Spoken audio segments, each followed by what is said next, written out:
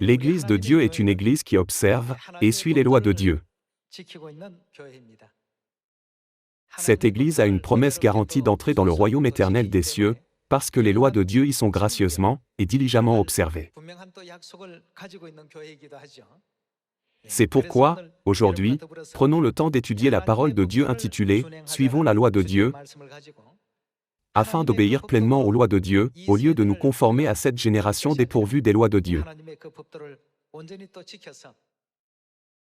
J'espère que nous deviendrons tous le peuple céleste en cette époque, qui obéira complètement aux enseignements et aux instructions de la Bible et des prophètes. Aujourd'hui, examinons quelques passages de la Bible concernant des cas où des gens ont reçu des bénédictions pour avoir obéi aux lois de Dieu, et des cas où des gens ont été punis par Dieu pour ne pas avoir obéi à ses lois. Il existe les lois universelles dans l'univers, les lois célestes dans le ciel, et les lois terrestres sur cette terre. De même, pour nous, le peuple céleste, Dieu a établi les lois célestes afin de nous accorder le salut. Si nous nous écartons des lois, ou ne les observons pas, nous ne pourrons pas trouver le chemin du royaume éternel des cieux. Examinons cela à travers les paroles écrites dans Jérémie chapitre 9, selon lesquelles Dieu a établi les principes et les règles du salut pour nous. Voyons les enseignements de Jérémie chapitre 9, verset 12. Chapitre 9, verset 12.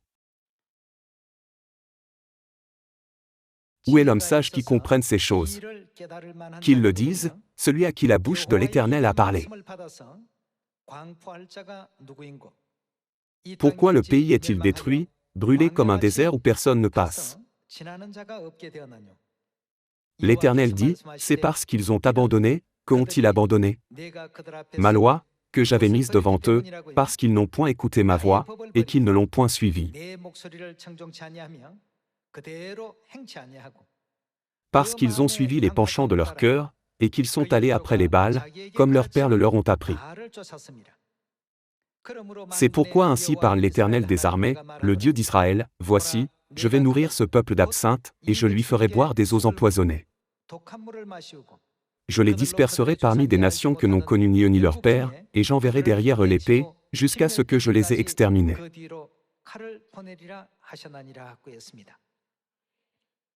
Jérémie chapitre 9 révèle la gravité du désastre et du châtiment, qui s'abattront sur ceux qui ne suivent pas les lois de Dieu.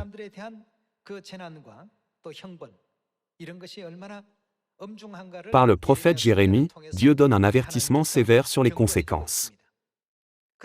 Cependant, de nos jours, de nombreuses églises dans le monde méprisent complètement l'alliance, les statuts, les ordonnances et les lois de Dieu. Incontestablement, dans le ciel, il existe une alliance et une loi pour notre salut. Réfléchissez à ce qui est écrit dans Jérémie chapitre 9. Dieu a dit, « Ils ont abandonné ma loi, que j'avais mise devant eux, parce qu'ils n'ont point écouté ma voix, et qu'ils ne l'ont point suivie. J'enverrai derrière eux l'épée, jusqu'à ce que je les ai exterminés. » Voyons quelques exemples dans l'Ancien Testament. Deuxième Chronique chapitre 12. Deuxième Chronique chapitre 12 verset 1. Lorsque Roboam se fut affermi dans son royaume, et qu'il eut acquis de la force, que fit-il? Il n'a pas suivi les lois et les commandements de Dieu, mais le royaume est resté prospère et a eu de nombreux soldats. Après que le royaume était devenu une puissance inégalée, que les pays environnants n'osaient pas provoquer, le roi Roboam, le fils du roi Salomon, a abandonné les lois de Dieu. Il abandonna la loi de l'Éternel, et tout Israël l'abandonna avec lui. En voyant le roi agir de la sorte, le peuple l'a imité. Verset 2. La 5e année du règne de Roboam, Shishak, roi d'Égypte, monta contre Jérusalem, parce qu'ils avaient péché contre l'Éternel. Après l'abandon des lois de Dieu, des événements malheureux se sont produits. Verset 3. Il avait 1200 chars, et 60 000 cavaliers, et il vint d'Égypte avec lui un peuple innombrable, des Libyens, des Sukkiens et des Éthiopiens. Il prit les villes fortes qui appartenaient à Juda, et arriva jusqu'à Jérusalem.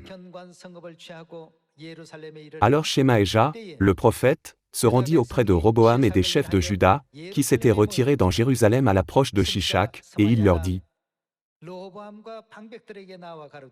Ainsi parle l'Éternel, vous m'avez abandonné.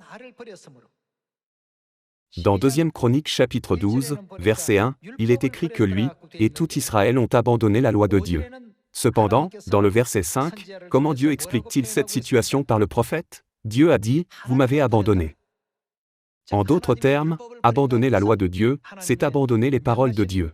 De plus, abandonner les paroles de Dieu, c'est abandonner qui? C'est un acte d'abandonner Dieu. Voyons de nouveau le verset 5. Alors Shemaéja, le prophète, se rendit auprès de Roboam et des chefs de Juda, qui s'étaient retirés dans Jérusalem à l'approche de Shishak, et il leur dit: Ainsi parle l'Éternel, vous m'avez abandonné, je vous abandonne aussi, et je vous livre entre les mains de Shishak. Les chefs d'Israël et le roi s'humilièrent et dirent: L'Éternel est juste. Et quand l'Éternel vit qu'ils s'humiliaient, la parole de l'Éternel fut ainsi adressée à Shemaéja. Ils se sont humiliés, je ne les détruirai pas, je ne tarderai pas à les secourir. Et ma colère ne se répandra pas sur Jérusalem par Shishak. Mais ils lui seront assujettis, et ils sauront ce que c'est que me servir, ou servir les royaumes des autres pays.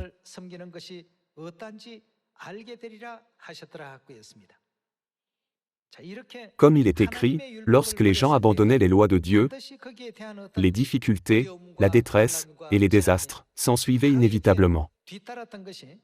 Cela était prédéterminé pour le peuple de Dieu. Aujourd'hui, tous les membres de notre famille dans la vérité, qui marchent vers le salut avec l'espoir du ciel, doivent se demander: est-ce que je néglige la parole de Dieu? Que me manque-t-il?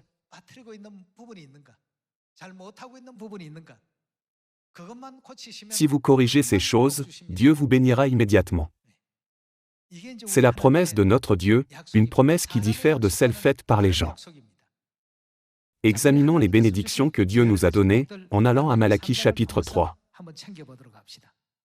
Malachie chapitre 3. Voyons Malachie chapitre 3, verset 7. Depuis le temps de vos pères, vous vous êtes écartés de mes ordonnances, vous ne les avez point observées. Revenez à moi, et je reviendrai à vous, dit l'Éternel des armées. Et vous dites: en quoi devons-nous revenir? Un homme trompe-t-il Dieu? Car vous me trompez, et vous dites: en quoi t'avons-nous trompé? Dans les dîmes et les offrandes.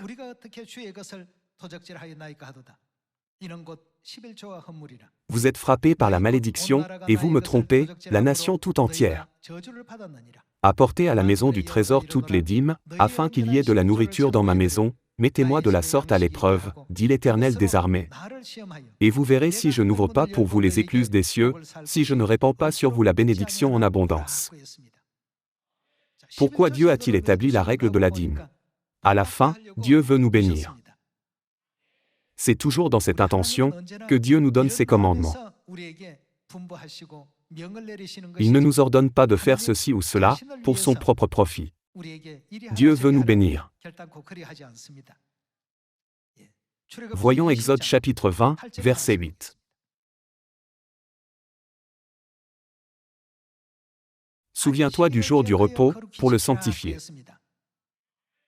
Passons au verset 11 pour examiner le jour du sabbat. Car en 6 jours l'Éternel a fait les cieux, la terre et la mer, et tout ce qui y est contenu, et il s'est reposé le 7e jour. C'est pourquoi l'Éternel a béni, qu'a-t-il béni? Le jour du repos et l'a sanctifié. Frères et sœurs, Dieu n'a-t-il pas établi la règle de la dîme, pour nous donner des bénédictions? De plus, Comme nous pouvons le voir dans Exode chapitre 20, le jour du sabbat n'est-il pas le statut, l'ordonnance et la loi de Dieu que Dieu a établie pour nous donner des bénédictions? Certaines personnes abandonnent les lois de Dieu. Elles les violent facilement et n'y pensent pas sérieusement. Cependant, cela entraîne inévitablement des conséquences. Pour une nation, cela peut entraîner un coup fatal, et pour une famille, cela peut donner lieu à de grandes difficultés. Le résultat terrible est inévitable. La raison en est donnée dans 2 Chroniques chapitre 12, verset 1. Lorsqu'ils ont abandonné la loi de Dieu, Dieu a dit que ce n'était pas la loi qu'ils ont abandonnée, mais Dieu. En d'autres termes, ils ont fini par rejeter la main de protection et la main de bénédiction de Dieu. En conséquence, le royaume a été soumis à des invasions par d'autres pays, et le peuple est devenu esclave et captif dans ces pays étrangers. Il a vécu une vie de servitude jusqu'à la mort. Nous pouvons confirmer cela à travers les histoires trouvées dans 1er et 2e Rois et 1er et 2e Chroniques. Quand vous regardez l'histoire de la Corée, n'avez-vous pas entendu dire qu'un prince héritier, qui devait hériter de la royauté, devait étudier beaucoup? Parmi les nombreuses matières étudiées, l'histoire occupait une place importante. C'est parce que l'histoire nous éclaire sur la sagesse de la vie, dont nous n'avons pas directement fait l'expérience. Elle transmet des leçons de vie inestimables, acquises grâce au récit des autres. Selon Romains chapitre 15, tout ce qui a été écrit dans le passé a été écrit pour notre instruction. Aujourd'hui, à travers l'histoire de Roboam écrite dans 2 Chroniques chapitre 12, nous pouvons pleinement comprendre à quel point nous devons valoriser et chérir la loi de Dieu. Lorsqu'ils ont abandonné la loi, Dieu a déclaré « Vous m'avez abandonné ». Par conséquent, même lorsque Shishak, roi d'Égypte, a attaqué Israël, il n'y a pas eu de protection de Dieu. Dieu s'étant déjà éloigné d'Israël, celui-ci a finalement été conquis et asservi par l'Égypte. De nombreuses personnes ont perdu la vie, ce qui a entraîné une issue tragique. Voyons le verset 14. Dans le verset 14, il est écrit: Il fit le mal, parce qu'il n'appliqua pas son cœur à chercher l'Éternel. Il a abandonné la loi, et son cœur s'est détourné de Dieu, alors il a été écrit, il fit le mal, parce qu'il n'appliqua pas son cœur à chercher Dieu. Continuons avec le verset 15. Les actions de Roboam, les premières et les dernières, ne sont-elles pas écrites dans les livres de Shemaéja le prophète et d'Iddo le prophète, parmi les registres généalogiques? Il y eut toujours guerre entre Roboam et Jéroboam. La guerre était permanente entre eux. Dans le chapitre 13, verset 10, nous voyons une scène où Abija, roi de Juda au sud, s'adresse à Jéroboam, roi d'Israël au nord, pendant qu'ils sont en guerre l'un contre l'autre. Passons au chapitre 13. Voyons le chapitre 13, verset 10. Dans le verset 10, il est écrit: Mais pour nous, l'Éternel est notre Dieu, et nous ne l'avons point abandonné. Les sacrificateurs au service de l'Éternel sont fils d'Aaron, et les Lévites remplissent leurs fonctions. Nous offrons chaque matin et chaque soir des holocaustes à l'Éternel, nous brûlons le parfum odoriférant. Nous mettons les pains de proposition sur la table pure, et nous allumons chaque soir le chandelier d'or et ses lampes. Car nous observons les commandements de l'Éternel, notre Dieu. Et vous, vous l'avez abandonné. En d'autres termes, il dit, Israël au nord, n'avez-vous pas abandonné Dieu? Mais nous observons les lois de Dieu de cette manière. Verset 12. Voici, Dieu et ses sacrificateurs sont avec nous, à notre tête, et nous avons les trompettes retentissantes pour les faire résonner contre vous. Enfants d'Israël, ne faites pas la guerre à l'Éternel, le Dieu de vos pères, car vous n'auriez aucun succès. Jéroboam les prit par derrière au moyen d'une embuscade, et ses troupes étaient en face de Juda, qui avait l'embuscade par derrière. Ceux de Juda s'étant retournés eurent à combattre devant et derrière. Ils crièrent à l'Éternel, et les sacrificateurs sonnèrent des trompettes. Les hommes de Juda poussèrent un cri de guerre, et, au cri de guerre des hommes de Juda, l'Éternel frappa Jéroboam et tout Israël devant Abija et Juda.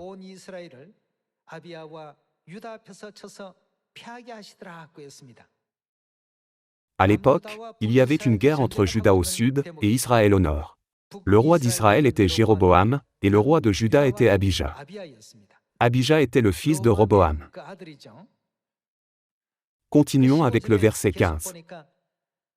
Les hommes de Juda poussèrent un cri de guerre, et, au cri de guerre des hommes de Juda, l'Éternel frappa Jéroboam et tout Israël, c'est-à-dire Israël au nord, devant Abija et Juda. Pourquoi ont-ils été frappés? Juda au sud avait conseillé Israël au nord, en disant: Nous observons toujours les commandements de notre Dieu, mais vous n'observez pas ses lois. Ne vous détournez pas de Dieu, et ne l'abandonnez pas, mais venez directement à Dieu. Continuons avec le verset 16. Les enfants d'Israël s'enfuirent devant Juda, et Dieu les livra entre ses mains. Abija et son peuple leur firent éprouver une grande défaite, et combien d'hommes tombèrent-ils morts? 500 000 hommes d'élite tombèrent morts parmi ceux d'Israël. 500 000 hommes ont été tués. Frères et sœurs, même 10 000 est un chiffre important. Lors de la guerre entre Abija, roi de Juda au sud, et Jéroboam, roi d'Israël au nord, 500 000 hommes d'élite sont tombés morts parmi ceux d'Israël. À l'origine de cette tragédie, il y a le roi Abija de Juda, qui a observé les commandements de Dieu, et le roi Jéroboam d'Israël, qui n'a pas observé les commandements de Dieu, mais qui les a traités avec négligence et mépris. Finalement, la différence entre le vainqueur et le perdant résidait dans le fait qu'ils obéissaient ou non aux commandements de Dieu. Cette différence a entraîné la mort de 500 000 hommes. Nous pouvons examiner continuellement cette leçon dans 2 Chroniques chapitre 12 et chapitre 13.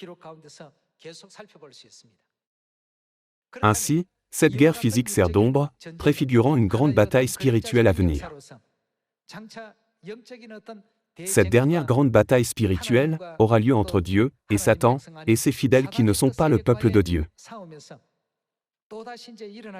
Dans cette bataille également, Dieu souligne l'importance de ses commandements. Voyons Apocalypse chapitre 12. Examinons la parole de Dieu dans Apocalypse chapitre 12, verset 13. Apocalypse chapitre 12, verset 13. Quand le dragon vit qu'il avait été précipité sur la terre, il poursuivit la femme qui avait enfanté le Fils. Et les 2 ailes du grand aigle furent données à la femme, afin qu'elle s'envole au désert, vers son lieu, où elle est nourrie un temps, des temps, et la moitié d'un temps, loin de la face du serpent. Et, de sa gueule, le serpent lança de l'eau comme un fleuve derrière la femme, afin de l'entraîner par le fleuve. Mais la terre secourut la femme, elle ouvrit sa bouche et engloutit le fleuve que le dragon avait lancé de sa gueule. Et le dragon fut irrité contre la femme, et il s'en alla faire la guerre au reste de sa postérité. À ceux qui gardent, que gardent-ils? Les commandements de Dieu et qui retiennent le témoignage de Jésus. Et il se tint sur le sable de la mer. Même si le dragon se tenait sur quelque chose de plus grand que le sable de la mer, pourrait-il vaincre ceux qui gardent les commandements de Dieu? À travers tous les enseignements des prophètes du passé et les enseignements de la Bible, Dieu a toujours accompagné ceux qui gardaient ses commandements et leur a accordé la gloire de la victoire. Tout au long de l'histoire, il y a eu ceux qui ont gardé les commandements de Dieu et ceux qui ne les ont pas gardés. Dans la bataille finale décrite dans Apocalypse chapitre 12, il y a le reste de la postérité de la femme, qui garde les commandements de Dieu, et les fidèles de Satan, qui ne gardent pas les commandements de Dieu. Même si les fidèles de Satan peuvent se vanter d'être innombrables, comme le sable sur le bord de la mer, cela n'a pas d'importance. N'est-ce pas vrai? Dieu considère cette terre comme aussi minuscule qu'une goutte d'eau dans un seau. Regardez les étoiles de l'univers et contemplez le cosmos infini. Dieu, qui gouverne ce monde, est toujours avec ceux qui suivent ses commandements, avec obéissance et ferveur. Dieu nous confirme cela à travers les paroles trouvées dans 2 Chroniques chapitre 12 et chapitre 13 et Apocalypse chapitre 12, verset 13. À travers ces passages, Dieu nous le fait savoir à plusieurs reprises. Ouvrons Deutéronome chapitre 8. Dans chaque grande bataille spirituelle, nous devons toujours suivre les lois de Dieu et marcher avec lui conformément à sa volonté et à ses enseignements. Nous ne devons jamais oublier que Dieu accorde continuellement la gloire de la victoire spirituelle à son peuple, qui vit fidèlement sous sa conduite.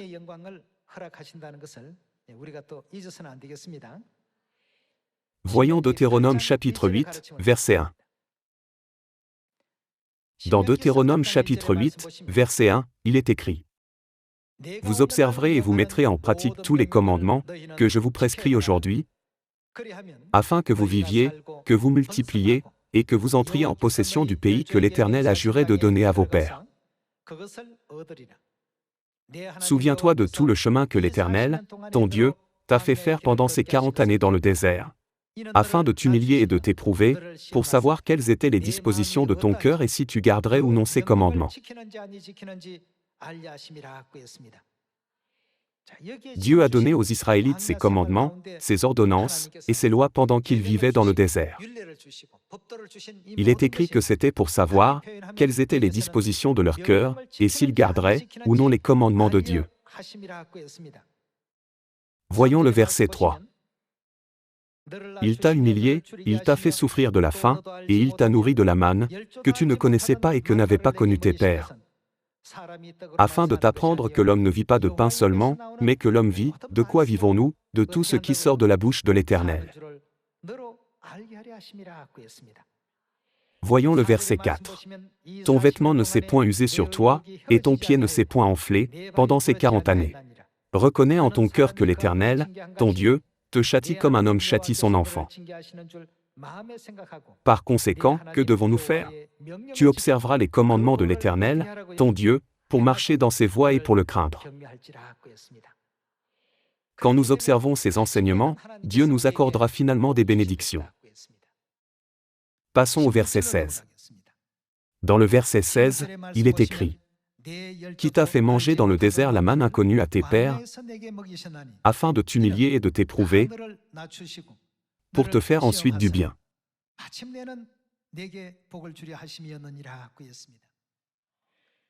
Derrière tout ce que Dieu fait pour nous, et nous ordonne, il y a toujours la volonté profonde de Dieu de nous bénir.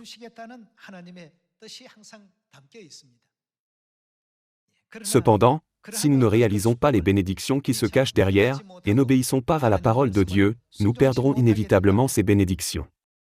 Ne devrions-nous pas en être conscients?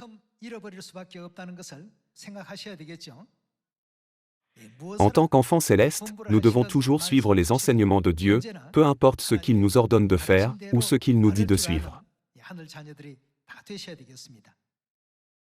Ouvrons Deutéronome chapitre 28. Deutéronome chapitre 28, verset 1. Si tu obéis à la voix de l'Éternel, ton Dieu, en observant et en mettant en pratique tous ces commandements que je te prescris aujourd'hui, alors, que fera Dieu? L'Éternel, ton Dieu, te donnera la supériorité sur toutes les nations de la terre. Frères et sœurs, croyez-vous en ces paroles? Vous appartenez actuellement à la meilleure église du monde. Vous pouvez en être très fiers. Pourquoi? Qui a fait cette promesse? C'est notre Dieu qui a fait cette promesse. Bien que les paroles des hommes ne se réalisent pas toujours, les promesses faites par Dieu s'accompliront certainement. Il est écrit que Dieu nous donnera la supériorité sur toutes les nations de la terre. Mais il y a une condition, suivre la parole de Dieu. Si nous obéissons pleinement à Dieu et suivons attentivement ses commandements, nous obtiendrons sans aucun doute un tel résultat. Verset 2. Voici toutes les bénédictions qui se répandront sur toi, et qui seront ton partage, lorsque tu obéiras à la voix de l'Éternel, ton Dieu. Les bénédictions déborderont, et nous serons presque submergés par l'abondance des bénédictions que nous recevons. Je vous demande de vous en souvenir, et d'avoir encore plus de fierté et de dignité.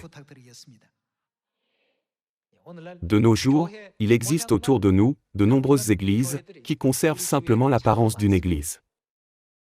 Bien qu'elles proclament de leur bouche qu'elles sont le peuple de Dieu, elles ignorent ce que sont les statuts, les commandements et les lois de Dieu.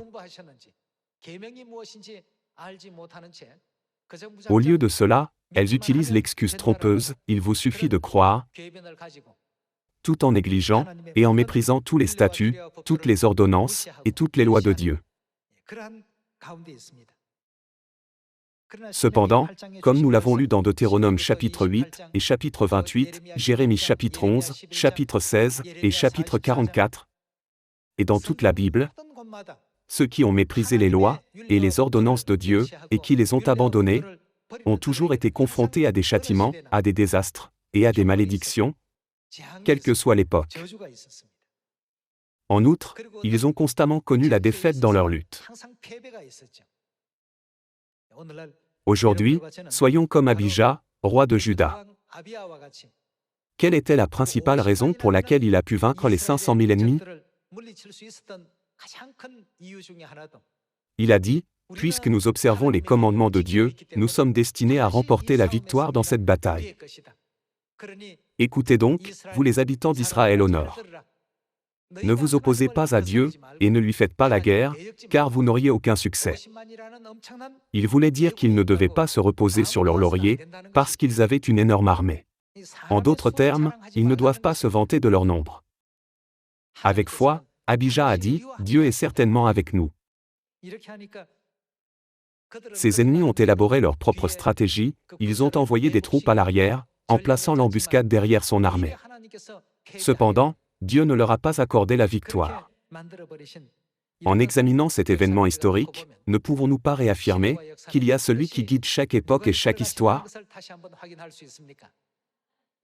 Nous pouvons une fois de plus confirmer que tout est dans la volonté de Dieu et que c'est Dieu qui le guide. Le royaume des cieux approche.